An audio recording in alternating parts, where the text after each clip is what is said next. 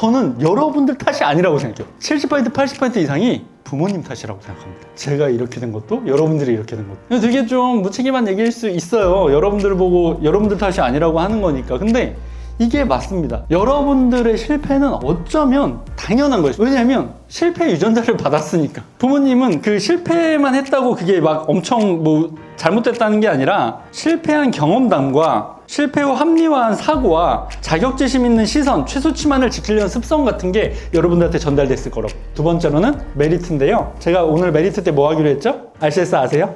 RCS. 제가 봤을 때는 이커머스는 이거 3개로 끝납니다. 그냥 RCS. 매일 한 개씩 이렇게 RCS 테스트를 하는데 돈을 못 벌 수 있는 가능성은 없습니다. 불가능해요, 그거는. 정말 IQ 50이 안 돼가지고 정말 테스트도 이상하게 하고 흡수도 못하는 사람 아니고서는 매일 한 개씩 해서 안목이 떨어질 수는 없어요. 어지간하면 저는 500에서 1000 정도는 벌 수밖에 없다고 생각해요. 하루에 한 개 정도. 근데 이거를 그러면 한 6개월 정도 하루에 한 개씩 계속 올려보고 테스트하는 사람이 있냐? 없다는 거죠. 안녕하십니까, M군입니다. 반갑습니다. 온라인 분들도 오늘 오셨는데 귀한 시간 오신 만큼 제가 더 많은 걸 전달할 수 있도록 하도록 할게요. 오메클로 준비했습니다. 오메클이 혹시 뭔지 아시나요? 네. 여러분들, 세상 모든 설득의 구조는 오메클입니다. 다른 구조가 없어요. 오프닝, 메리트, 클로징이에요. 그러니까 이거를 기억하고 누군가한테 얘기를 하셔야 돼요. 그냥 두서없이 하는 게 아니라 3마디를 하더라도 오프닝, 메리트, 클로징으로 해야 돼요. 그러면 상대가 설득당할 가능성이 높아진다는 거죠. 자, 누군가를 만날 때도 오프닝, 메리트, 클로징이에요. 자, 여러분들 만약에 소개팅을 해요. 그래도 오프닝, 메리트, 클로징이에요. 어떻게 오프닝, 메리트, 클로징을 하죠? 남자분들 소개팅 할 때 오프닝, 메리트, 클로징으로 하려면 어떻게 할 것 같아요? 오프닝이 뭐예요? 네, 자기소개고 그 자리를 불편하게 만드는 게 오프닝의 목적일까요? 네, 편하게. 상대가 너무 불편하지 않게끔 만드는 게 오프닝의 목적이죠. 메리트는? 자기 장점, 어필, 자기. 그 소개팅의 목적은 뭐예요? 양쪽이. 사실 소개팅은 뭐라고 보시면 되냐면 예전에 삼국지로 따지면 일기토라고 보시면 됩니다. 상대 적장이 나오고 내 적장이 나와서 싸우는 거예요. 뭘 싸우냐? 매력을 싸우는 거예요. 내 메리트와 너 메리트를 비교해서 가치 평가한 다음에 내 메리트가 높으면 너가 매달려. 너가 비굴하게 나한테 매달려. 아니면 내가 너한테 매달리고. 이거예요. 여러분들 만약에 차은우가 오면 긴장 풀 수 있어요? 소개팅에? 한소희가 오면 바보 될걸요, 여러분들? 그렇게 매달리게 된다고. 매력이 압도적이니까, 외적인 매력이. 그런 거를 싸우는 거예요. 근데 외적인 매력만 포함된 게, 있는 게 아니라, 내적인 매력이나 내 뭐 자산이나 살아온 경험이나 뭐 선함 뭐 이런 것들도 포함되는 거죠. 그런 메리트를 보여주는 게 여기가 되는 거고. 클로징은 뭐예요? 소개팅에서? 다음 만남이겠죠. 다음 만남을 이제 어떻게 연결할 것인지가 중요한 거죠. 그러니까 어떤 행위에 대해서 그 다음으로 연결한 게 클로징이에요. 우리는 뭐죠? 우리가 판매할 때 클로징은? 구매 버튼이겠죠. 행동 유발이 되는 거고. 상대의 어떤 행동을 내가 바꿀 수 있다면 그게 클로징이 되는 겁니다. 누군가를 설득할 때도 이 오메클을 항상 여러분들이 생각하셔야 되고요. 제품을 팔 때 당연하고요. 스스로를 설득할 때도 오메클이 돼야 돼요. 자, 여러분들이 몸짱이 돼야 되는데 그냥 야 헬스장 가서 무조건 해 이렇게 한다고 안 된다고.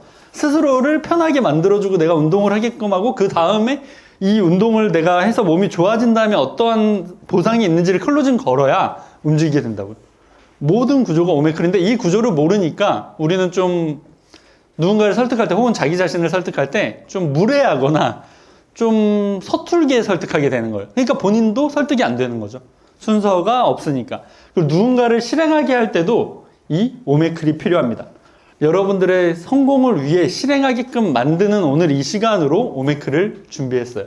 요거는 여러분들을 위한 오메클이고 저는 요즘에 그 노션으로 정리를 하는데 오프닝 항상 준비할 때 저는 이렇게 합니다.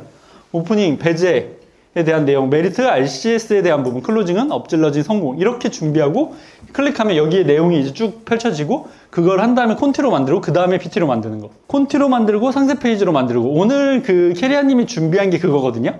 설득에 대한 부분 똑같아요. 그거를 물건 팔 때 쓸 거냐? 여러분들 설득할 때 쓸 거냐? 가족 설득할 때 쓸 거냐? 날 설득할 때 쓸 거냐? 오메클 구조는 똑같습니다. 오프닝부터 시작하도록 할게요. 여러분들 돈을 오랫동안 벌어보신 분 있으세요? 한 10년 동안 돈 벌어보신 분? 안 쉬고 10년 동안 없어요? 10년 되셨어요? 그러면 잘 버셨어요? 잘 벌 때도 있고 못 벌 때도 이 대부분 왔다 갔다 하죠. 계속 잘 번 사람들은 어떤 특징이 있을까요? 어떤 의미가 있을까요? 그러니까 돈을 오래도록 되게 잘 번 사람들은 어떤 특징이 있을까요?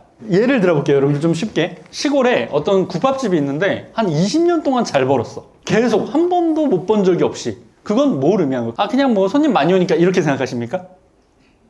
맛이 있으니까. 맛만 있으면 이 가게가 문제없이 그냥 계속 잘 될 거라 생각하시는 거예요? 그러면 여러분들이 역으로 생각해보면 좋아요. 이런 집들이 장사는 되게 잘 되는데 망한 케이스를 보면 어떤 요소를 이 계속 잘 되는 데는 케어를 했었구나라는 생각을 하시거든요. 자, 보시면 이런 대부분의 가게들이 망하는 이유는 뭐냐면 주인들이 배 아파서 나가라고 합니다. 그리고 지 아들한테 뭐 지호국밥 이런 걸 차려요. 비슷한 걸로. 그리고 거긴 장사가 안 되고 여기는 근처로 옮기게 됩니다. 옮겨서 잘 되는 경우도 있고 안 되는 경우도 있고. 그러니까 꾸준히 잘 된다는 거는 이런 문제들을 다 해결했다는 거예요. 국밥집 같은 경우만 해도. 뭐 사실 그런 경우도 많죠. 이제 돈 좀 버니까 이제 뭐 불륜을 한다, 외도를 한다거나 그래서 또 이제 망가지는 경우도 있고 투자 실패가 되게 많아요. 시골 같은 분들은 돈을 좀 벌면 누가 옆에서 이렇게 막 이렇게 꼬십니다. 뭐 좀 해, 뭐 좀 어디 땅 좀 뭐. 그래서 망해요. 그리고 마음이 안 좋으니까 장사도 신경을 못 쓰고 그리고 망하고. 이런 것들을 해결했다는 얘기예요. 근데 여러분들 봤을 땐 그냥 보이지 않는 거죠. 그냥 저기 국밥집이 맛있으니까 계속 30년 동안 잘 되는 거야 라고 생각하는 거예요. 그렇지가 않은데 망하는 경우가 훨씬 더 많은데 돈을 오래도록 잘 번다는 건 이런 기본적인 어떤 준비물들을 다 갖고 있는 분들이 이 전선을 쭉 연결해서 불이 계속 들어온다는 얘기예요. 하지만 여러분들은 이 과정을 거치지 않으면 그냥 잘 버나 보다 생각한다는 거죠. 기본적으로 여기가 기본 준비물이 없어서 끊어지면 불은 들어오지 않죠. 이 준비물, 그러니까 여기 기본적으로 여러분들이 갖고 있어야 되는 거, 자본주의에서.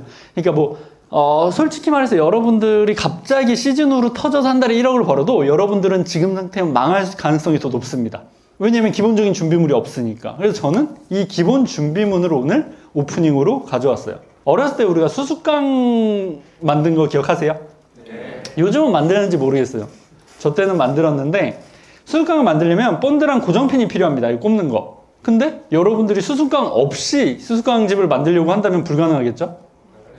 그래서 저는 그 수수깡을 가져온 거고요. 여러분들이 그런 기본적인 마인드 세팅이나 아니면 내가 해야 되는 어떤 그 행동들, 그런 것들을 좀 보여드리려고 제가 말씀드린 것 중에 여러분들 뭐가 부족한지를 오늘 점검하고 앞으로는 그 부분을 채우기 위해서 계속 시종일관 노력해야 된다고 생각합니다. 지금처럼 여러분들이 살고 있는 데에 대한 범인을 찾으셔야 돼요. 3명. 여러분들은 왜 지금 이렇게 살고 있어요? 네, 초비 닮으신 분. 왜 이렇게 살고 있어요? 부모님. 바로 그냥 웃으면서 내 탓 없어. 그리고 두 번째 범인은? 나. 또 세 번째 범인은? 친구? 친구.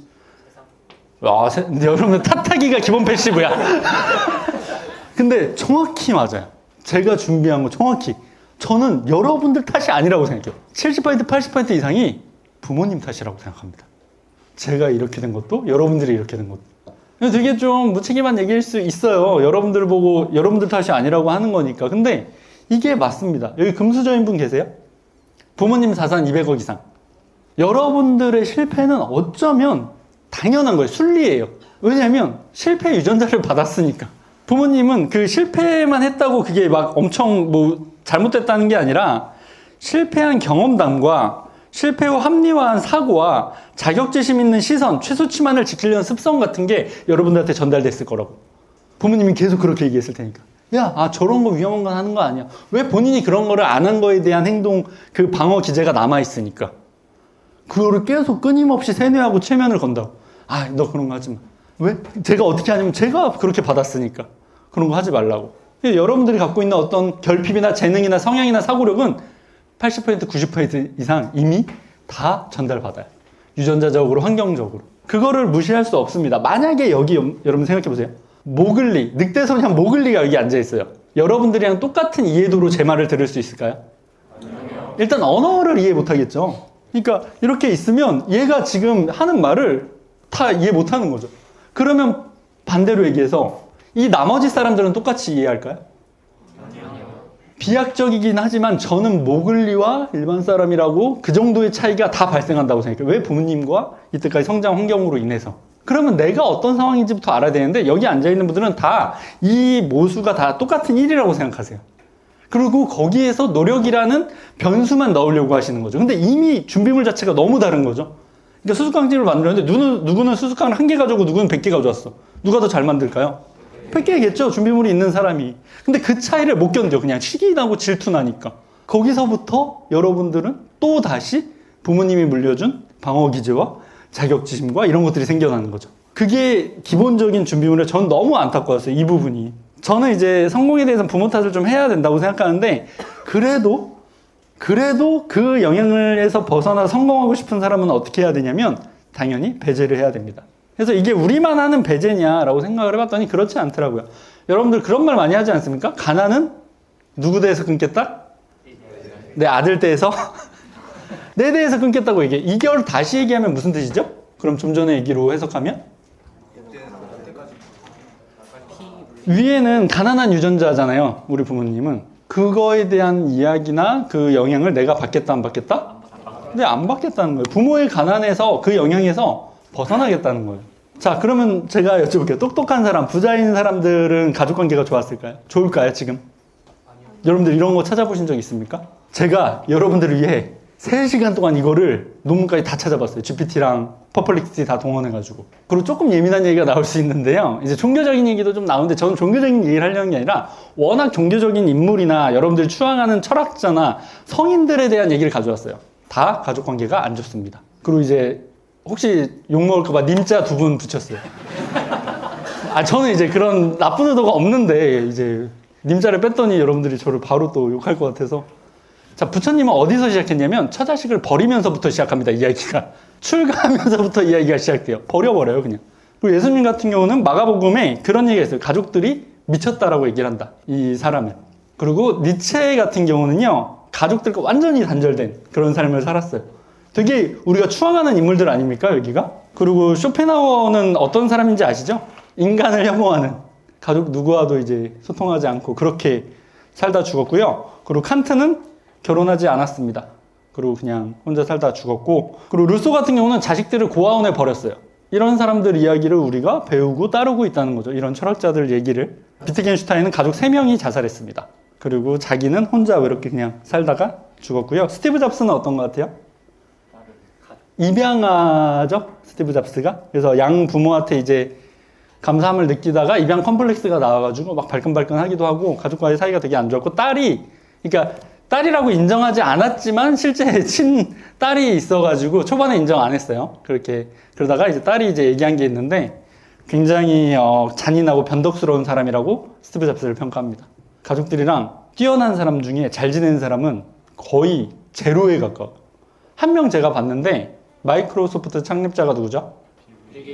빌 게이츠는 부모랑 사이가 좋더라. 물론 이제 아내랑은 이제 비즈니스 관계만 남았지만, 그래서 왜 부모랑 이렇게 사이가 좋지? 감사함을 항상 갖고 있더라고. 어떻게 봤더니 아빠가 변호사였고 엄마가 의회 무슨 의장인데 IBM이랑 연결해줬어.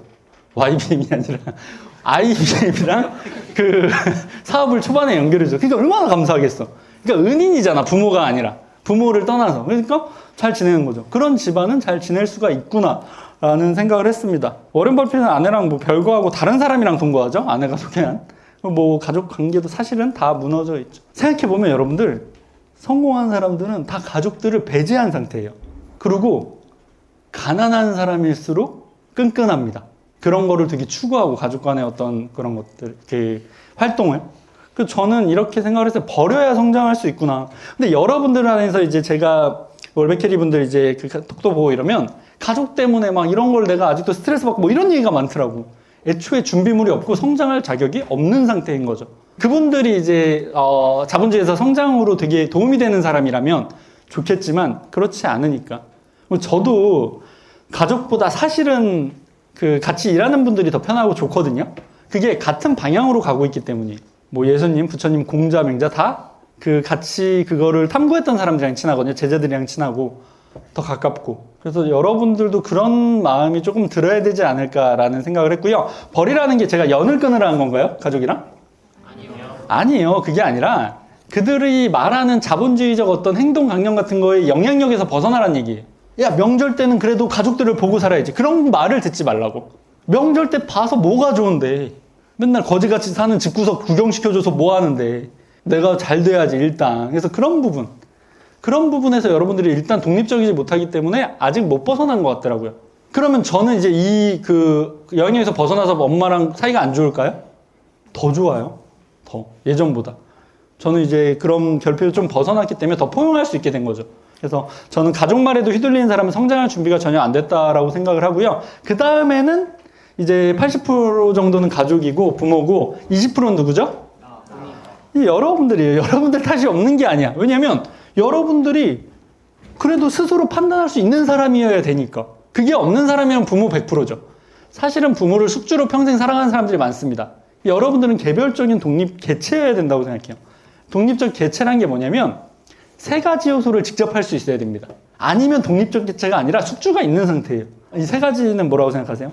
스스로 사고할 수 있고, 스스로 사고를 한 다음에 내가 이게 맞다 틀리다를 하는 거를 뭐라 그러죠? 판단할 수 있고, 그 다음에 그거를 이렇게 실행할 수 있고. 세 가지가 돼야 돼요. 세 가지 여러분들 할 수 있습니까? 모든 사건에 대해서. 코로나라는 사건, 혹은 전쟁이라는 사건, 혹은 정치 어떤 뭐 세상의 어떤 이슈들에 스스로 사고하고 판단하고 행동할 수 있습니까?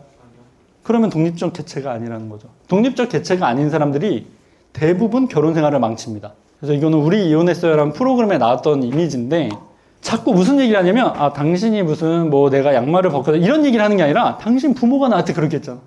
우리 엄마가 뭐가 잘못이야. 이런 얘기를 해. 이게 이미 독립적이지 못해요. 내 부모는 내가 챙겨야 되는데 이 사람한테 챙기라고 하는 게 자체가 말이 안 되는 거거든요. 근데 그런 걸로 싸우고 막 놀고 불고 이러고 있어요. 둘 다 독립적이지 못하죠. 그러니까 만났겠지. 독립적이지 못한 개체끼리. 저는 아직도 그게 어른인 것처럼 보이잖아요. 근데 여러분들 아시죠? 어른인 것처럼 보여도 어른이 아니라는 거를.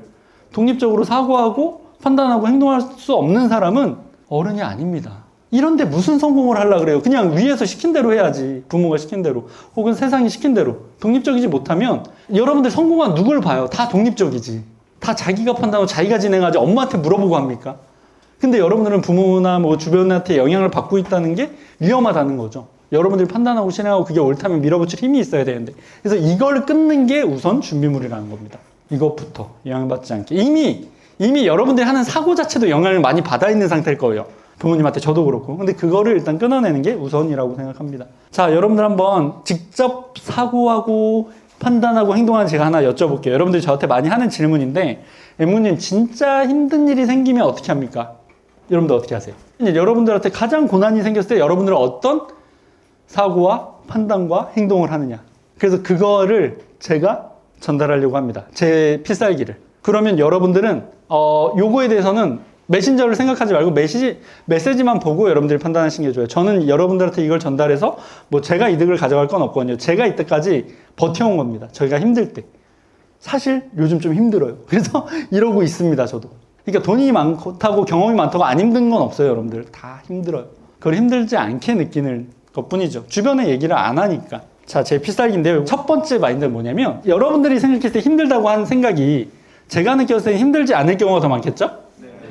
그래서 여러분들이 하는 저도 하지만 치킨집 할 때도 막 옆집에서 막 시비 거는 것도 힘들다라고 느꼈으니까 항상 저는 그럴 때 이거 게임이구나 생각합니다. 여러분들 다 게임이라고 생각하세요. 게임이라고. 왜 그러냐면 우리가 어떤 현상에 대해서 너무 진지하게 접근하면 그 일은 잘 안 될 가능성이 높아요. 그리고 경쾌하게 느끼면 그 일은 그 생각만으로도 잘 될 가능성이 높아집니다. 여러분들 학교 다닐 때 축구했었잖아요. 옆반이랑 축구해서 져가지고 아직까지 고통받으시는 분 있습니까? 그때 내가 패스 줬어야 되는데 중학교 때 아직도 기억나 6월 3일이었지 이러면서 없다니까. 그 게임은 넘어가요. 근데 여러분들이 겪는 일들도 다 넘어가죠. 다 넘어가요. 이게 10년 전에 그 고난이 기억나는 사람은 거의 없어요. 그런 거는 대부분 뭐 부모님이 이혼을 하셨거나 아니면 뭐 집에 불이 났거나 이런 일들이야. 근데 그런 일들로 여러분들이 힘들다고 느끼는 게 아니거든, 일할 때는. 그래서 그냥 게임이라고 생각하시면 돼요. 그리고 요즘에 재밌는 게 이 게임 보면 다 생명이 하트가 몇 개 있잖아요. 요즘에는 이 게임에서 몇 번 저도 굶어 죽지 않습니다. 우리 부모님 세대는 굶어 죽었거든요, 진짜로.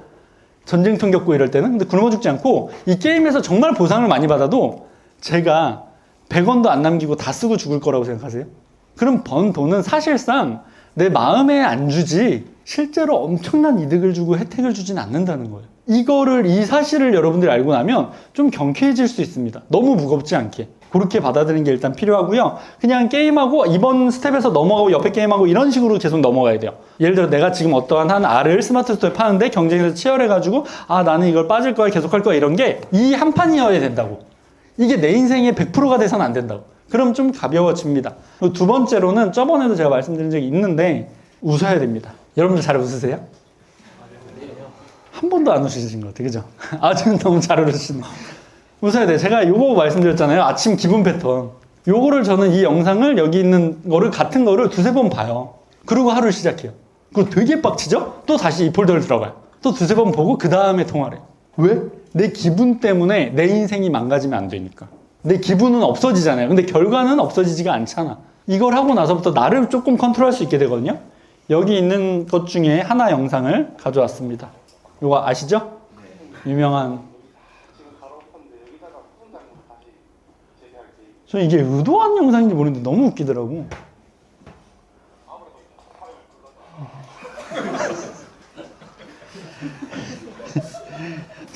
지금 그렇게 웃는 거 되게 뻔한데 그냥 웃는 거 있잖아요.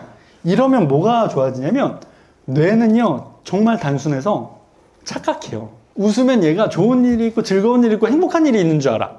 그런 상태로 내가 행동할 수 있게 만든다고요. 여러분들 반대로 되게 고어한 거 있죠. 목 잘리고 막 이런 거. 그런 거나 사람 죽고 살고 이런 것들 영상 3개씩 본다고 그러고 하루를 시작한다고 생각해 보세요. 끔찍하지 않습니까? 그리고 그걸 AI로 내 가족을 연결해서 한 다음에 본다고 생각해 보세요. 하루가 괜찮겠냐고. 그 정도의 영향을 밑으로 주고 위로 줄 수 있는 게 이런 거라고요. 저는 그래서 되게 힘들 때는 그냥 너무 바보 같은 거지만 웃을 만한 거. 전 슬랩스틱 코미디 이런 것들에 되게 크게 웃거든요. 그런 것들을 저장해 놓은 다음에 이렇게 보는 거죠. 여러분들이 힘들다고 느낄 때 이런 방법을 써야 되는 거예요. 평상시에 막 힘들지도 않은데 하지 말고 그럼 바보 되니까 힘들다라고 느낄 때. 그리고 세 번째는 여러분들은 감사함을 갖고 삽니까? 그거 잘 안 되지 않아요? 사람들이 뭐 감사함을 가져라 그러는데 뭘 감사해? 내가 이때까지 노력해서 여기까지 사는 거지 뭘 감사해? 이런 생각이 들거든요. 그럴 땐 사실은 감사함을 가질 필요가 없이 비교 대상을 만들면 돼요. 그러니까 내가 오늘 너무 감사하다 이렇게 생각하지 말고요. 그게 아니라 지금 최악의 상황 3개를 떠올리는 거예요. 자, 이렇게 보시는 거죠. 내가 교통사고 나서 이제 몸을 못 써요. 얼굴로만 말만 할 수 있어요. 그리고 두 번째는 사랑하는 사람이 사고로 오늘 돌아가셔요. 세 번째는 내가 시한부 판정을 받아 3개월밖에 안 남았대요. 저는 이렇게만 하는 게 아니라 최면 걸기 위해서 이런 사람들의 유튜브를 찾아봅니다. 진짜 힘들 때. 요즘엔 유튜브를 다 하시더라고. 그래서 그런 것들 보다 보면 그냥 내가 감사함을 안 하려고 해도 내가 지금 힘들다는 게 사실은 되게 별거 아닌 것 같다. 되게 감사한 거고 내가 뭔가 더 하지 않는 거에 대한 핑계거리였던 것 같다는 생각이 들거든요. 여러분들도 그걸 하셔야 돼요. 이런 것들을. 찾아보면요. 진짜 내가 너무 복이 겨운 삶이구나라는 생각이 되게 많이 들어요. 그래서 여러분들도 이렇게 힘든 걸 좀 벗어나야 된다는 생각하고 만약에 이런 거 3번까지 다 하고 나면요. 여러분들이 썼던 그 힘든 일은 그냥 안 힘든 일이 됩니다. 되게 별거 아닌 게 돼버려요. 이거 가지고 내가 막 스트레스 받고 이러고 있었어? 별거 아니었네. 빨리 하고 넘어가야겠다. 임무님한테 빨리 한 3,000 벌어서 인증이나 해야겠다. 이렇게 된다고. 이게 준비물이라고요. 근데 제가 이제 안 되는 분들, 막 1년, 2년도 안 되는 분들 1대1로 만나서 얘기를 해보면 대부분 여기서 자기의 막 힘든 얘기랑 막 하소연 같은 걸 계속해요. 대부분 안 힘든 일입니다, 여러분들. 되게 안 힘든 일이에요. 우리가 하는 일들이. 이거예요, 이거. 까딱까딱. 고민, 까딱까딱. 대면도 안 합니다, 사람을. 그러니까 제가 치킨집에서 조금 그래도 불편한 점이라고 했던 거는 맥주집이어서 들어오자마자 막 쌍욕하는 사람들이 있었어요, 손님들이. 얼굴 보면서. 그럼 좀 심장이 떨리거든요? 여러분들 쌍욕 먹어봤는지 모르겠지만. 그 정도도 없어요. 근데도 우리는 힘들다고 생각을 하는 거죠. 본인의 고통은 일에 수렴한다고 생각을 하니까. 그래서 오늘 제가 오프닝에서 말씀드린 거는 가난한 자들에 대한 영향을 배제시키고 그 다음에 최악의 상황에서 여러분들 멘탈을 단단하게 지키는 게 기본적으로 성장하려는 사람의 준비물이다 라는 이야기입니다. 그리고 두 번째로는 메리트인데요. 제가 오늘 메리트 때 뭐 하기로 했죠? RCS 아세요? RCS. 제가 봤을 때는 이커머스는 이거 3개로 끝납니다. 그냥 RCS. 그러니까 여러분들이 돈을 벌수록 중요해지는 게 이런 거예요. 자, 항상 여러분들은 접근할 때 RCS 개념으로 접근해야 돼요. 그러니까 어떤 제품을 볼 때, 브랜드를 볼 때, 사람을 볼 때. 사람도 R이잖아요? 이게 RCS 기본적인 건 아시나요? 네. R이 팔 수 있는 모든 거고 C가 전달할 수 있는 모든 채널, 경로, 그리고 S가 시스템입니다. 자, 그 낫솔 보세요. 여기 그 낫솔의 명장면 모은집은 실제로는 어떤 말인지 아십니까? 꿰뚫어 보면? 네, 빌런 특집. 이분들이 R이죠. 본인이란 사람이. 낫솔 채널이 C. 그렇게 되는데 이렇게 된 거예요. 나라는 R이 나는 솔로에 나오면 잘 될 줄 알았겠지. 그죠? 빌런이 될 줄 몰랐겠죠? 사람들은. 자, 여러분들도 똑같지 않습니까? 여러분들이 준비한 R이 스마트 스토어에 등록이 되거나 물기를 하면 잘 될 줄 알았던 거야. 이 빌런과 우리가 다른 게 있습니까? R에 대한 안목, 채널에 대한 어떤 경험이 없으면 똑같다고요. 근데 우리는 대부분 이들을 댓글로 욕하죠. 자신을 바라볼 수 있는 사람은 1%가 안 되니까. 그래서 RCS는 이렇게 중요한 겁니다. 여러분들 인생이 날아갈 수도 있는 거예요. 나라는 R이 어떤 채널에 잘못 들어가면, 나라는 제품이 어떤 채널에 홍보가 되면 오히려 안 해야 되는데 해버리면 망하는 거죠. 그리고 시스템을 어떻게 돌릴 것이냐 이런 것들이 필요하죠. RCS입니다. RCS는 저는 1점부터 10점까지 기준을 하거든요. 그래서 10점, 10점, 10점이면 내 인생을 바꿀 수 있게 되는 겁니다. 이런 제품 뭐가 있을까요? 뭐 차은우 한소희는 이제 뭐 연예대상으로 10점이 될 수도 있겠죠. 그 R은. 외적으로는. 제품으로는. 먹으면 건강하게 10kg 빠지는 약 이런 거 10점이죠. 이게 항상 10점. 극단적인 거는 현실적이지 못한 게 되어야 됩니다. 순간이동 시계 뭐 이런 거 10점인 거예요. 그런 것들. 채널은 어떤 게 10점 될까요? 내가 무신사 사장이야. 그 정도면 10점 되겠죠. 어떤 옷을 런칭해도 메뉴에 꽂아놓으면 팔리거든요. 그런 것들. 그런 게 10점이 되는 겁니다. 그럼 여러분들이 파는 거는 10점, 10점, 10점이 될 수 있을까요? 대부분 한 요 정도 되겠죠. 일단 S가 우린 1인 노동자들이라 S가 거의 없어. 하지만 요거를 이 정도 점수로 끌어올리게 하는 게 엠터떡 강의였던 거죠. 자, R은 어떻게 끌어올리죠? 가치 더하기에서. 제품이 별로여도 프레임 분리하고 가치 더하기해서 남들과 달라 보이게 하고 어떻게든 뭐 성분 찾아가지고 올려서 6점까지 만들고. 채널은 허브 키워드 잡아놓고 우리가 싸울 수 있는 그라운드 안에서 데려와서 싸우고 이런 거 해서 7점까지 올리고. 그 다음에 S는 뭐 AI 이용한다거나 외주 맡긴다거나 프로그램 이용해가지고 최대한 내가 하는 것들을 덜어지게 해서 이 정도가 되면 할만하다라는 판단인 겁니다. 그걸 여러분들이 안목이 생겨야 돼요. 여러분들 거를 가지고 와서 한번 RCS를 해보도록 할게요. 29번님. 네. 데일리 미션에서 하신 건데, 영양제 먹고 속 울렁. 전 길게 안 쓴 거 너무 좋았어요. 그냥 다 전달이 되잖아. 영양제 먹고 속 울렁거린 적 있는 분 있으세요? 저 영양제 한 5개 먹으니까 속이 쓰리고 말해가지고 불편하더라고요. 아마 본인도 그래서 찾으신 거 아닐까요? 원래 모든 세상 현상 나부터 시작해야 돼요. 그래야 그거 잘 파악할 수 있습니다. 저한테는 정말 큰 고통. 요거는 완전한 나사소리라고 볼 수 있어요. 나사소리가 뭐죠? 잘 모르시죠? 본 강의 들은 분들 아실 거예요. 뭐죠? 작은 소리. 큰 소리는 메가 소리? 말장난이나 하고 말이야. 그 약간 어떤 균열이 가는. 맞아요. 뭐냐면 제가 왜 나사소리를 했냐면 이 비유 같은 건데 우리가 월미도 바이킹 타면 무서운 이유가 뭐냐면 끼익끼익 소리가 나요. 이게 실제로 이게 무너집니까? 거의 무너지진 않죠. 물론 사고가 날 때는 있지만 거의 안 무너지죠. 근데 그 끼익끼익 소리가 나니까 무너질 것 같아서 무서운 거야. 그게 나사소리인 거예요. 어떤 결핍에 이 소비자가 느끼게 그 타겟이 느꼈을 때 결핍이 증폭되는 그 소리가 나사소리인 거죠. 그래서 이런 것들을 나사소리라고 하는데 사람들의 결핍을 느끼고 그리고 우리가 그걸 자극할 수 있는 신호가 나사소리인 거죠. 여러분들 남자분들은 머리를 언제 자르는지 아십니까? 그러니까 엄마가 야 너 머리 좀 잘라야겠다 기준이 뭔지 아세요? 맞아요. 그러니까 저희 엄마 제가 이거를 좀 엄마를 테스트했던 건데 저희 엄마는 딴 데가 되게 지저분해도 귀만 안 덮으면 머리 자르라고 안 해요. 근데 되게 짧은 머리인데 귀가 좀 덥죠? 너 머리 잘라야겠다 이래요. 여기 부분 여기 이러면 잘라야 된다고. 제가 이거는 제가 스스로 자릅니다. 왜냐면 여기만 잘라도 한 2번 자르고 1번 자를 수 있거든.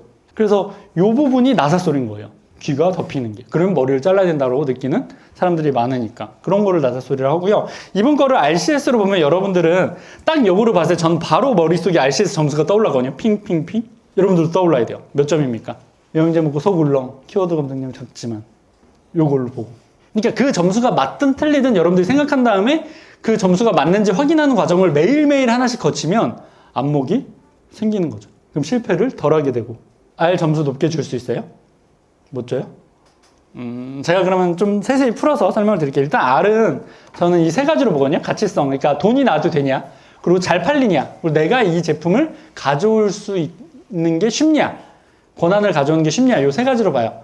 뭐 누가 접시가 이렇게 외우더라고요. 그래서 이 세 가지로 R을 떠올립니다. 머릿속에. 내가 저런 제품을 가져오기 쉽나? 영양제 이런 거? 그러면 속 안 쓰린 영양제 이런 거 하려면 뭐 어떻게 해야 되고, 저런 거 있겠구나, 이렇게 생각을 해보는 거예요. 잘 팔릴까? 이런 수요 있을까? 이건 테스트 해봐야 되겠는데. 가치성, 일단 영양제 알약 같은 경우는 되게 많이 남깁니다.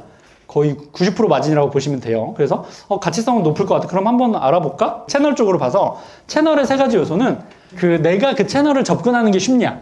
예를 들어서 여러분들이 마이크로소프트 사내 게시판에 홍보하기 쉬워요? 그러면 접근성이 안 좋은 거죠. 근데 네이버 카페, 뭐 맘쏠리게 글쓰기는 쉬워요? 레몬테라스에 글쓰기 쉬워요? 그럼 접근성이 쉬운 거예요.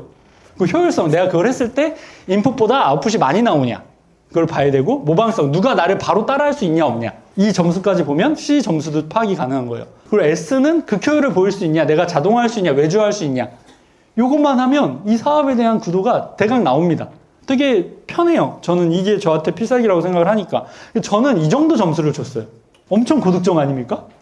저는 사실 평균 6점이 넘으면 진행을 해야 된다라고 보는 사람입니다. 그리고 이 점수가 맞는 것 같은지를 여러분들을 설득시켜 볼게요. 저는 그렇게 생각하거든요. 사실 이 미션은 한 분에 대한 선물입니다. 왜냐면 저는 제가 할 게 아니니까. 그래서 미션이 좋아가지고 말씀드렸고, 자 보세요. R부터 볼게요. 영양제를 먹어야 된다는 사람이 많을까요? 안 먹어도 된다는 사람이 많을까요? 왜 그럴까요? 지금 유튜브 보면 영양제 시장의 거의 반 정도가 가짜라고 해요. 그냥 과자를 파는 거래요. 가짜로. 그냥 중국에서 짝퉁을 만들어서. 근데 이게 맛 같은 차이를 못 느끼니까 가짜인지 모르고 그냥 먹는 거죠. 실제로 플라시보 효과가 영양제 시장이 굉장히 큰 영역을 담당하고 있고요.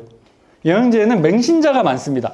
그리고 속 쓰리지 않는 영양제 시장은 제가 봤을 때 소화 잘 되는 우유 시장이랑 비슷하다고 봤어요. 우유도 우유 먹으면 배탈 나는 애들이 꽤 많아요.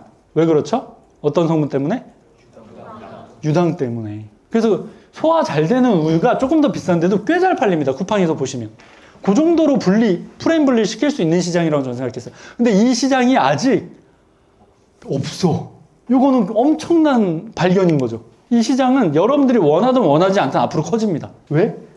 제가 이렇게 생각한 거를 누군가는 어디서 또 생각할 수 있으니까. 그리고 바로 실행할 수 있을 만큼의 자본력이 있는 사람이 있을 테니까. 그럼 거기서 우리가 물기를 미리 해놔야 되는데, 저는 이렇게 본 거죠. R 같은 경우는 영양제 마진 높다. 시장성, 속 안 쓰리는 영양제는 시장성에 잘 팔리는 요소가 될 수 있을 것 같다. 소량 사입 및 제조를 하면 이거는 크게 문제될 것 같지 않다. 제 기준이에요. 여러분들 기준으로는 위탁이 더 쉽겠죠. 저는 근데 이제 귀찮으니까 돈 쓰는 게 낫다, 이런 입장까지 와버렸거든요. 그리고 소량으로 이제 한 1,000만 원 정도는 그냥 제조하고 버리는 게 낫지, 이런 마인드를 저는 갖고 있으니까 이렇게 쓴 거고, R이 7점이라고 생각했고, C 같은 경우 아까 이렇게 말씀드렸는데, 제가 좀 전에까지 생각한 게 한 1분 정도 걸렸어요. 이거 미션 한 걸 보고. 그 다음에 테스트가 한 1분 정도 걸립니다. 제가 글을 바로 썼어요. 네이버 카페에. 이걸로. 제목은 영양제 먹으면 속 쓰려요. 저 같은 분 없나요? 이거 쓰는 게 여러분들 오래 걸립니까? 저 바로 썼거든요, 그냥. 그리고 내용은 이거 너무 간단해요. 저 이런 거 먹는데 밥 먹고 먹어도 속이 울렁거리고 불편해요. 아예 안 드시나요? 건강 좀 챙기려다 더 안 좋아지게 생겼습니다. 이렇게 썼죠. 자, 이게 쓴 게 뭐가 중요한, 하루에 하나 이거를 쓸 수 있어야 되는데, 소비자 사전 그 의견 같은 걸 받을 수 있는 거예요. 자, 썼더니 댓글이 달립니다. 저도 울렁거리고 잠까지 와요. 영양제 먹으면 졸린 사람이 있구나. 아이디어를 얻는 거예요. 그래도 어쩔 수 없이 먹고 있대. 그러면 이 시장은 수요가 있네. 나 같은 사람이 또 있네. 라고 생각을 하는 겁니다. 그리고 두 번째 댓글은 마그네슘 먹을 때 가루로 먹는데. 답을 이미 알려주네. 그러면 제형을 바꾸면 영양제가 속이 안 아플 수 있겠네. 그러면 속 안 쓰리는 영양제에서 우리가 물기를 할 수 있는 거예요. 누군가를 설득할 수 있는 거예요. 위 안 아픈 영양제는 따로 있다. 알약은 절대 금지다. 가루형 마그네슘이라는 키워드가 생겨나는 거죠. 이 키워드 지금 누가 잡고 있을까요? 가루형 마그네슘? 없어요. 노다지예요, 노다지. 검색량 어때요? 허브 키워드로 훌륭하죠. 근데 저는 여기 한 글자 정도 더 붙여서 상표 등록까지 하고 시작할 것 같아요. 왜냐면 여기 돈이 많이 되거든. 그런 다음에 이게 이미 댓글에 답이 다 나와요. 1절 안 먹다가 멀티비타민 오메가3 먹어서 신물 올라 토할 뻔했어요. 그래서 저랑 같으시네요. 역류성 식도염 있으세요? 물어봤어요. 그랬더니 한 번씩 속이 쓰리긴 해요. 이 인간은 자기가 역류성 식도염인 것도 모르는 거야. 역류성 식도염 시장은요, 여러분들 엄청 큽니다. 역류성 식도염 환자한테 영양제를 추천할 때는 어떻게 해야 되죠? 가루형 내 걸로 사라고 해야 되는 거지. 그렇게까지 사고가 연결됩니다. 역류성 식도염에 대한 수요입니다. 이거 합치면 10만도 넘고 검색량 엄청나게 쪼개지는 거는 이거에 대한 고통받고 있다는 거예요. 저도 사실 일할 때 항상 대충 먹잖아요. 가끔 일어날 때 못 일어나요. 여기가 아파서. 뭐야 이러고 다시 누워요. 누가 나 때렸나 이러고 누웠다가 옆으로 이제 천천히 노인처럼 이렇게 일어나거든요. 역류성 식도염 때문에. 저는 먹는 거에 대한 관여도가 낮았으니까. 그냥 일하는 게 더 중요했으니까. 이런 사람들이 이만큼 많다고. 그럼 이 사람들은 우리의 타깃인가요? 아닌가요? 시장이 생각보다 넓었던 거야. 이들이 대부분 울렁거리거든. 아마도 이분도 위가 안 좋을 가능성이 좀 높은 거죠. 맞아요? 도사죠? 이들에게 영양제 추천할 때는 뭐 해야 된다고요? 꼭 가루형이어야만 되나요? 내가 가루형을 접근성이 떨어져. 가루형은 소싱을 위탁을 안 해준대. 그럼 어떻게 하죠? 제형을 바꾸면 되고 또 다른 요소가 있습니다. 자, 일단 댓글들이 막 다 이런 사람들이 많더라고. 여러분들 강의 준비하는데 계속 댓글 다니까 좀 신경 쓰이더라고. 지금은 지웠어요. 추적할 생각하지 마세요. 이렇게 막 이렇게 달더라고요. 그래서 나사 소리가 엄청 넘치네. 이 시장으로 내가 영양제 아니더라도 딴 거 팔 수도 있겠다 라는 생각은 했습니다. 너무 지금 돈이 그냥 버려져 있잖아요. 지금 사실 여러분들도 그렇게 느끼는지 모르겠지만. 그리고 아예 다음 사람은 답을 자기 물기를 하더라고. 내 거에. 그래서 이렇게 물기를 못하는 사람이 우리 교육생님 나 너무 속상할 것 같다는 생각을 했어요. 이건 너무 안 먹히지. 셔플도 없고 허브 키워드도 없이는. 봤더니 이 키워드는 검색량이 낮더라고. 이렇게 물기를 하면 안 돼요. 이거는 안 속습니다. 바보도 아니고. 실제로 도움되는 얘기로 셔플을 싹싹 1, 2, 3번 해줘야죠. 그 다음에 한 분이 좋았는데 이게 엄청난 포인트였다고 생각해요. 중성 비타민 C 먹는데. 여러분 중성 비타민 들어봤어요? 그러니까 남성 있고 여성 있고 중성 있는 거 모르셨어요? 중성 비타민이라는 게 있대. 그래서 저는 처음 들어봐가지고 뭐야 이건 아예 답을 주네. 그래서 바로 검색을 해봤죠. 중성 비타민. 시장이 아직 작아. 요 시장은 그러면 이때까지 그런 영양제에 대한 결핍이 엄청 깊은 사람들, 위가 되게 안 좋은 사람들이 영양제를 먹기 위해서 돌파구 같은 거였죠. 친절하지 않았겠지. 보면 대기업들이 장악하고 있죠. 중성 비타민 C. 그러면 여기 중성 비타민의 앞에 뭐 붙이면 좋죠 지금? 가령 중성 비타민. 여기 또 답이 하나 나오는 거죠. 이런 것들이 1분에 상상하고 1분 테스트를 하면 머릿속에 나와야 된다고 RCS로. 떼떼떼 그러고 이건 돈이 되겠다는데 귀찮다. S가 안 된다. 누구 하나 시킬까 뭐 되는 거죠. 저는 C에 7점이나 줬어요. 너무 괜찮길래. 이거 제가 물기라거나 홍보 작업을 할 때 너무 수월할 것 같아. 이건 이미 결핍 쏙쏙 빠져나오고 이 작업을 하는 인간이 거의 없어. 되게 유치원생들만 하고 있어. 그러니까 중학생 이상도 없어요. 이 카테고리에서. 너무 재밌었어요. 그리고 S 같은 경우가 저 입장에선 중요한데 왜냐면 저는 귀찮으면 안 해버리니까. 그래서 S를 보면 자동화 외주화 그 효율을 어떻게 한번 내가 잡을 수 있을까. 전 초반에 위탁이나 SNP를 생각하고 그것도 하기 싫어서 이제 그거를 담당할 사람을 맡기고 뭐 커미션을 좀 준다거나 그렇게 할 것 같고 허브 키워드 지정은 좀 중요할 것 같아요. 상표 등록하고 시작합니다. 이런 거는 저는. 왜냐면 워낙 많이 개태처럼 달려드니까.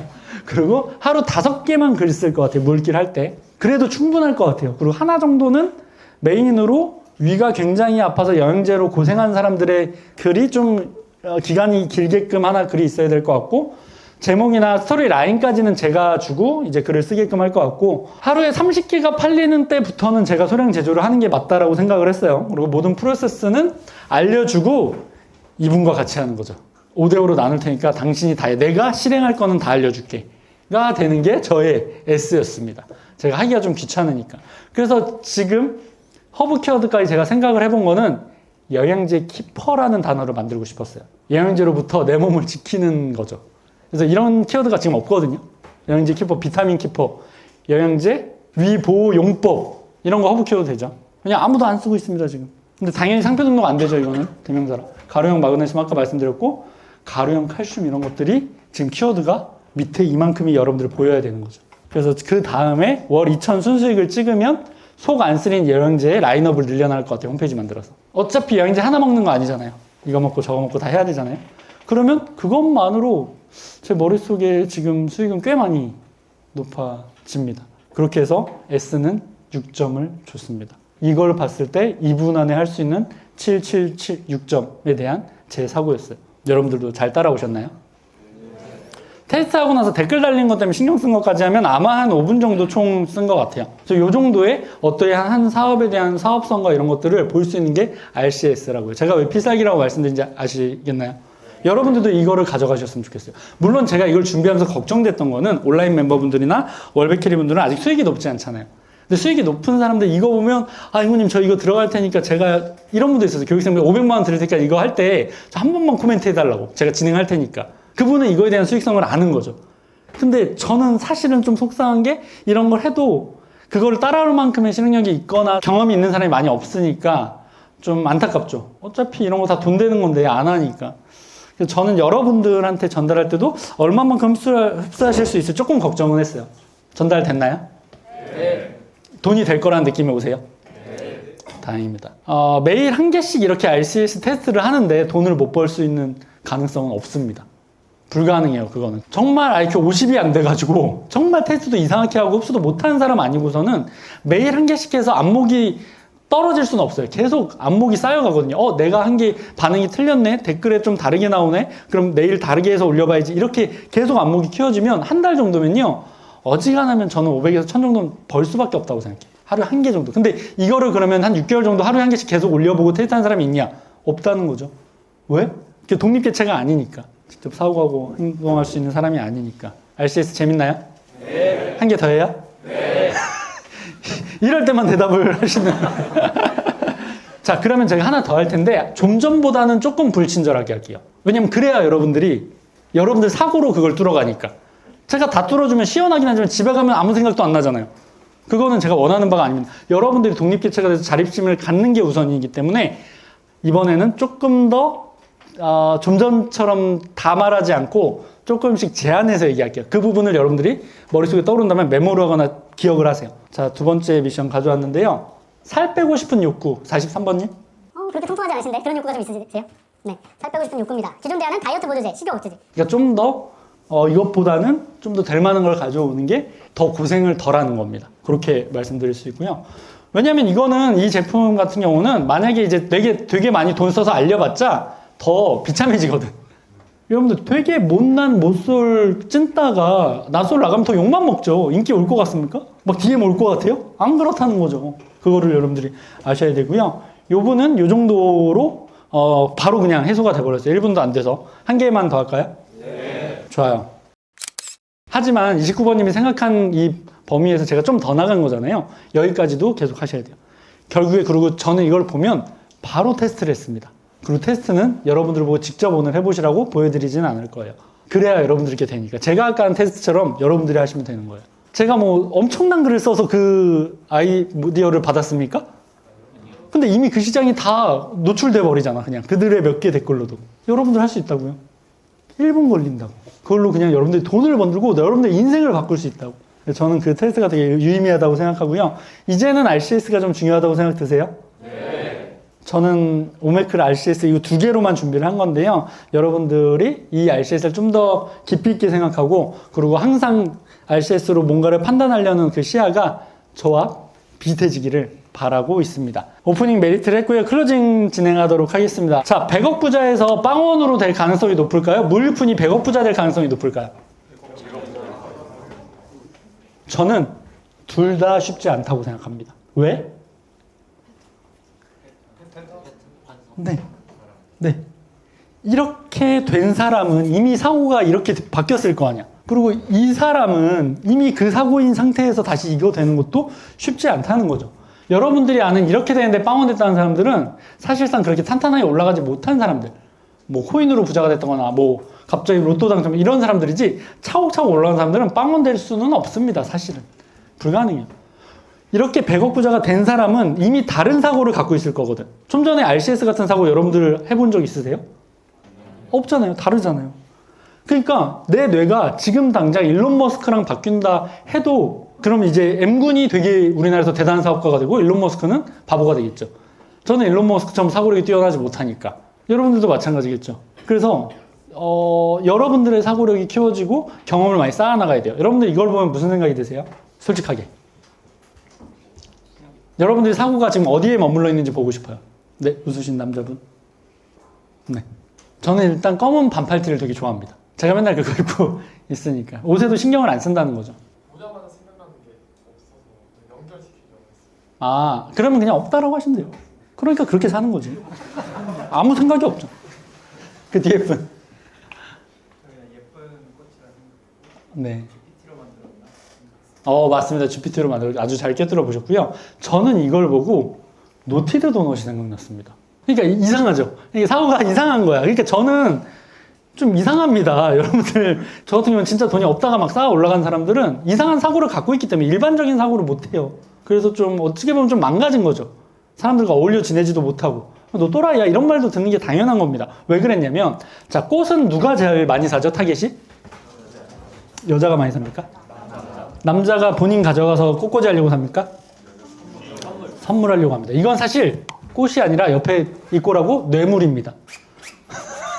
내 마음의 뇌물 혹은 혼나지 않으려고 사는 경우가 많아요. 꽃을 누군가한테 마음을 표현할 때. 그런 걸로 마케팅을 최근에 가장 잘한 게 저는 노티드 도넛이라고 생각했거든요. 그러니까 노티드 도넛을 누군가한테 이때 한참 잘 나갈 때 사면 이거 어떻게 샀어? 줄 서서 사야 되는 거 아니야? 이렇게 했다고. 우리 집은 배달이 되는데. 그래서 나는 이게 엄청 대단한 게 아닌데 사람들이 엄청 고마워하는구나라는 생각을 했거든요. 꽃은 그런 겁니다. 받았을 때 이런 걸 어떻게 나한테 이런 거를 사주고 막 이 마음이 느껴지는 그런 걸로 마케팅한 게 노티드 도넛이 잘 됐었거든요. 허니버터칩도 마찬가지. 이게 가치가 대단합니까? 근데 그때 당시에는 이게 로비용으로도 써여졌어요. 자, 저희 좀 잘 부탁드립니다. 허니버터칩 주면서 이게 1,000원짜리 주면서 인간 심리에 기반한 게 이 세 개가 전 똑같다라고 생각한 거죠. 이 꽃을 보고 그렇게 생각을 했습니다. 그러면 내가 그런 걸로 돈을 많이 벌려면 뭘 할 수 있을까까지 생각이 들었어요. 그래서 이 꽃에 대해서 정의를 해봤더니 희귀하고 예쁘고 상대의 마음이 느껴지고 자랑할 수 있는 것. 요즘에 가장 중요한 줄은 몇 줄이죠? 몇 번째 줄이죠? SNS가 발달하니까 자랑하고 싶은 거. 자, 보세요. 이제 연인인데 야, 우리 신혼여행으로 경주 가자. 이거랑 우리 신혼여행으로 저기 보홀 가자. 뭐가 더 좋죠? 응? 후자? 왜 후자가 좋아요? 보홀이 어딘지 못 들으시나? 무식해 진짜. 그럼 괌으로 할게요. 우리 괌 가자. 괌이 더 좋겠죠. 왜냐면 괌이 더 자랑할 수 있으니까. 나 이번에 신혼여행 경주 갔다 왔어. 이거 자랑할 수 있습니까? 왜? 다보탑 보러 갔어? 이렇게 된다고. 사람들은 이 과시욕, 인정욕이 이제 그 주체가 안 돼서 SNS에 엄청 자랑하고 싶어요. 삶은 시궁창이면서. 그러니까 돈을 1,000만 원도 못 모은 사람들 해외여행을 막 이렇게 자랑하고 올리는 거예요. 허상, 최악. 그래서 이런 거. 대표적으로 뭐가 있죠? 결혼할 때 뭐 사주죠? 어떤 반지 사주죠? 우리가 미니골드 가서 사주나요? 티파니 가서 이런 거 3,000만 원짜리 막 사주고 이러죠. 그래서 준비했습니다. 저도 그런 걸로. 아까 꽃을 보고 사업으로 연결시킨 건데, 자, 이게 이제 제가 가격은 아직 표시가 안 돼요. 이런 거 팔면 좋겠다는 생각했어요. 꽃이 조화가 있고 생화가 있잖아요. 전 조화를 사면 좋을 걸. 타겟을 뭘로 집었냐면 집들이 선물로. 이거 근사하지 않습니까? 이게 이제 외국에서 올라와 있던 거거든요. 중국에서. 그리고 국내에서 봤더니 이런 게 한 43,000원 이렇게 팔더라고요. 자, 이거 얼마일까요? 8만 원. 1,500원입니다. 1,500원. 테무에 있어요, 테무. 매화 가짜꽃이라고 검색하면 나오는데, 매화? 전 매화인지도 몰랐어요. 그래서 매화라는 거 보고 GPT한테, 야, 매화 꽃말이 뭐야? 봤더니, 엠타톱이더라고. 매화 꽃말이. 고난 속에서도 피어나는 아름다움이래. 와. 너무 멋있지 않습니까? 우리 보세요. 지금 표정 봐도 다 고난이야. 삶이 고난인데, 여기서 지금 불씨를 틀리려는 거 아닙니까? 매화 그 자체인 거지. 그래서 제가, 케이스를 좀 이쁘게, 이거 케이스 장사예요. 조금 싸잖아, 어차피 꽃은. 케이스를 이쁘게 이렇게 만들어서 고난 속에서 이 캘리그라피한 거를 그냥 여기 입힌 다음에 집들이 선물용으로 하면 한 못해도 5만 원엔 팔겠다가 전문용어로 겐또가 나오는 거죠. 이게 RCS로 바로 적용한 거거든요. 이거를 그러면 어떻게 연출하면 좋을까 해서 야, GPT야, 이거 좀 집에 연출 좀 해봐 이랬더니 이거 진짜 같은데? 이거 상세 페이지 구성되겠는데? 되지 않습니까? 여기에 그럴싸한 문구가 들어가야죠. 그래서 저는 또 다른 고난 속에서도 당신의 아름다움이 피어날 수 있게 라고 써놓는 거죠. 이 병 같은 데다가. 그리고 야, 좀 부잣집 같은 데 한강 보이는 데 좀 해줘 이랬더니 또 이렇게 만들더라고. 이런 상패가 여러 개 있으면 가치가 높아지죠. 저거 선물해주면 좋겠다. 상대가 좋아하겠다. 야, 너 힘든 일 있었지? 너 아름다움이 피어날 거야. 이렇게 멘트를 하라고 또 코멘트를 해주는 거죠. 여러분들 상패에 이렇게 쓰면 됩니까? 여러분들 이렇게 쓸 거잖아. 좋아하니까 절대 물 안 줘도 됩니다. 이거 쓸 거잖아. 뭐라고 쓰죠? 물 주지 않아도 당신의 아름다움은 사라지지 않습니다. 이렇게 쓰면 괜찮다. 여러분들도 이렇게 좋아하니까 시들지 않습니다. 이러면 안 돼. 당신이 포기하는 그날 우리의 매화가 지는 날입니다. 어차피 안 지니까 이건. 좋아할까 집니까? 그냥 이거 가짜인데. 그리고 좋아하니까 일주일에 뭐 한 번은 꼭 닦아주세요. 이렇게 좋아라는 말을 쓰면 안 돼요. 같이 더하기가 안 되는 단어입니다. 이런 거는 마음이 힘들 때 어루만지듯 닦아주세요. 당신과 함께 다시 피어날게요. 그럼 하루 종일 이것만 닦고 있는 거죠, 여러분들은. 마음이 힘드니까. 이게 제가 본 꽃에 대한 사고였어요. 뭘 얘기하려고 하는 거냐면 여러분들이 꽃을 보는 사고와 제가 꽃을 보는 사고가 다를 텐데 일론 머스크가 꽃을 볼 때는 무슨 생각을 하겠냐고요. 완전 다르겠죠. 그러니까 이 삶에서 이렇게 가는 것도 쉽지 않고 다시 이 밑에서 이렇게 가는 것도 쉽지 않은 거죠. 저는 다른 사고, 여러분들이 뭐 연애관 이런 걸 바꾸려는 게 아니라 이 돈 버는 사고로만 해 놓으면 돈은 벌리겠구나라고 믿고 있는 거예요. 그러니까 제가 가진 이 필살기들을 어떻게든 전달드리려고 하는 거고 이미 다른 세상이라는 거예요. 우리가 같은 지구에 있지만 여러분들 숫자만큼의 지구가 있는 거죠. 다르게 보니까. 그리고 그 타겟의 범위와 깊이도 다 다를 거라고. 저는 여러분들이 여기로 와야 된다고 생각해요. 지금 없는 데서 부자의 마인드를 갖춰서 그거대로 사고하고 실행하는 그 영역까지 오기를 간절히 바랄 뿐입니다. 그런 다음에 제가 사는 세상으로 여러분들을 초대하고 싶은 거죠. 이 지구는 조금 괜찮은 것 같으니까 이쪽으로 넘어오자. 그래야 이제 내가 즐거움도 선택할 수가 있게 되고 여러분들 사고가 트이고 패턴이 바뀌고 결과를 내다보면 그렇게 될 수밖에 없는 사람이 돼버리는 거죠. 계속 그렇게 하게 되면. 그걸 저는 뭐라고 표현하냐면 엎질러진 성공이다 라고 표현을 해요. 성공도 엎질러져 버리면 주워 담을 수가 없거든요. 계속 그 상태니까. 그게 월백캐리의 지금 시스템이라고 생각을 합니다. 월백캐리는 뭐냐면 성공이 도미노 같은 거예요. 여러분들 한두 명이 성공하면서 다 이렇게 엎질러지게 그걸 만드는 과정이라고 생각을 하고요. 나 하나의 성장이 모두에게 영향을 미치니까 여러분들 한 명이 반드시 성장해야 됩니다. 저는 오늘 여러분들의 인생 그 궤도를 살짝만 틀려고 했어요. 오늘 시간으로 1도만 바꿀 노력을 했습니다. 제가 너무 욕심부렸나요? 좀 틀어진 것 같아요? 그래서 그 여러분들의 인생을 트는 오메클을 준비해 봤고요.